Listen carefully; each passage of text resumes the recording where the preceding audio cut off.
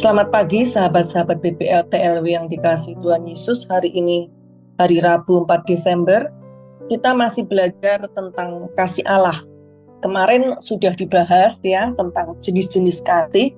Saya di sini hanya akan menyinggung dua jenis kasih, yaitu kasih filio dalam bahasa Yunani, itu ada dalam bahasa Yunani itu dari filio, kata filio, perasaan sayang yang bisa datang dan pergi ya.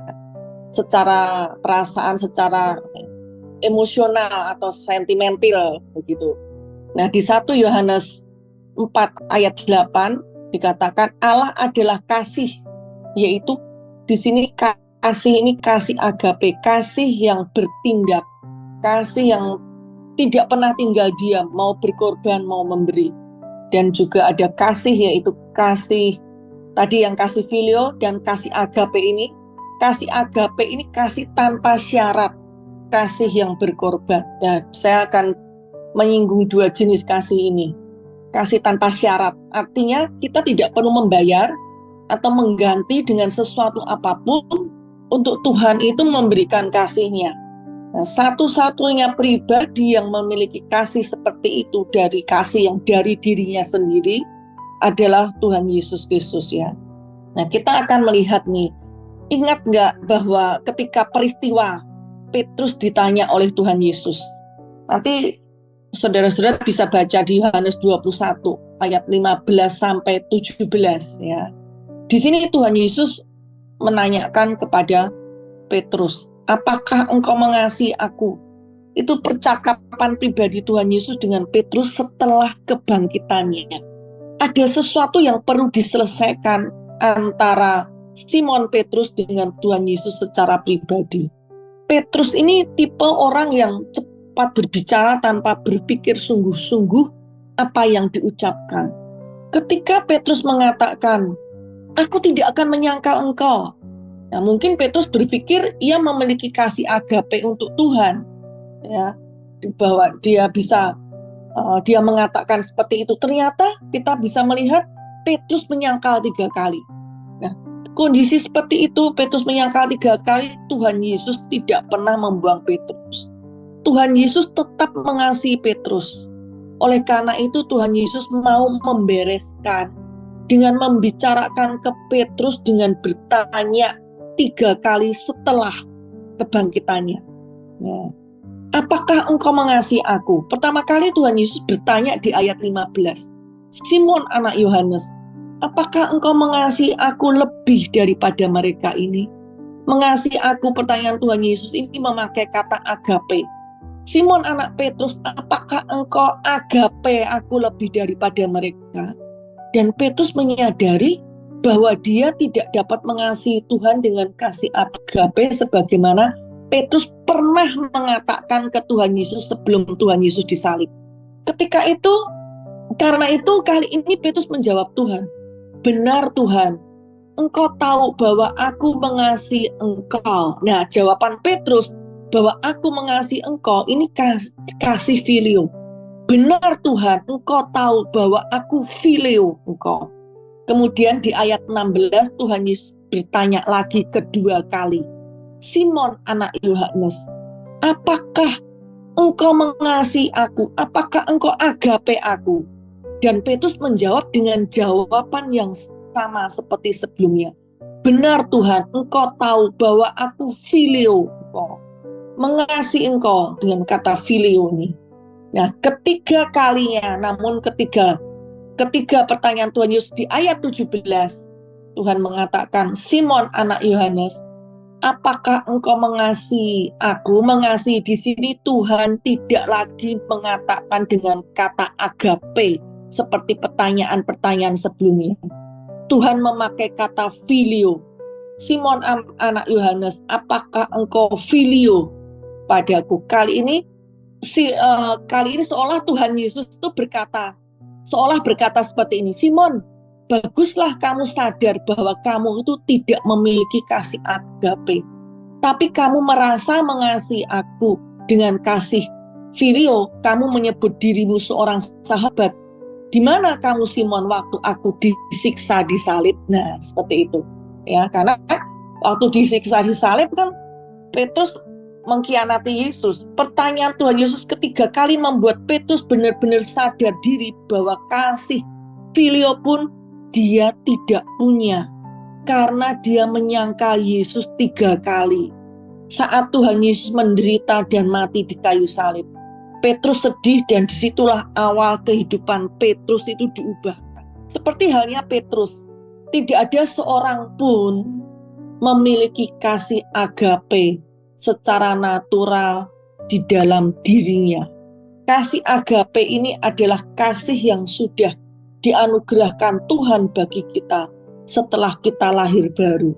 Ketika kita percaya, mengaku dengan mulut Yesus adalah Tuhan, dan percaya dengan hati bahwa Allah telah membangkitkan Kristus dari antara orang mati, kita mengalami lahir baru, kita memiliki potensi untuk bertumbuh di dalam kasih agape. Kita tidak dapat memiliki kasih agape itu dari diri kita sendiri. Tetapi karena kita sudah lahir baru, kita dianugerahkan Tuhan, kita bisa merefleksikan kasih agape yang kita terima dari Tuhan itu kepada sesama kita. Nah, mungkin orang bisa berkata, itu orang yang lahir, orang di luar sana bisa mengasihi orang seperti itu, bahkan melebihi dari kita. Orang yang tidak lahir baru, itu bukan kasih yang sesungguhnya dari Tuhan, namun hanya kasih yang berbeda, kasih yang secara perasaan saja, secara manusia. Ya, namun baru hanya orang yang mengalami kelahiran baru yang benar-benar memiliki kasih yang daripada Tuhan, yang Tuhan berikan ke dalam diri kita. Jadi ada bedanya. Meskipun secara kasat mata kita bisa melihat seolah-olah ada kasih, namun kasih itu bukan kasih yang dari Tuhan sendiri. Nah, pribadi Yesus adalah manifestasi dari kasih Allah, yaitu kasih yang agape tersebut. Yohanes 3 ayat 16 firman Tuhan katakan, karena begitu besar kasih Allah akan dunia ini, sehingga ia telah mengaruniakan anaknya yang tunggal, supaya setiap orang percaya kepadanya tidak binasa, melainkan boleh hidup yang kekal. Kasih di sini adalah agape, kasih agape. Nah, kasih agape itu konsisten, tidak datang dan pergi, tidak tergantung situasi. Ya, mengasihi itu terlepas dari kita merasakan atau tidak merasakan. Jadi kita tidak dapat menggunakan perasaan kita sebagai indikator bahwa Allah mengasihi kita. Tentang kasih ini kita tidak bisa dengan perasaan kita. Contoh, ketika kita worship, ya, di sini mungkin kita bisa mengalir air mata kita. Kemudian kita mengatakan, wah, Tuhan menjamah aku, Tuhan mengasihi aku. Tidak bisa dengan perasaan begitu, seperti itu. Sekalipun air mata kita tidak mengalir, sekalipun kita tidak dalam kondisi worship, melakukan penyembahan, memuji Tuhan, Tuhan itu sudah mengasihi kita. Ya, Tuhan itu mengasihi kita.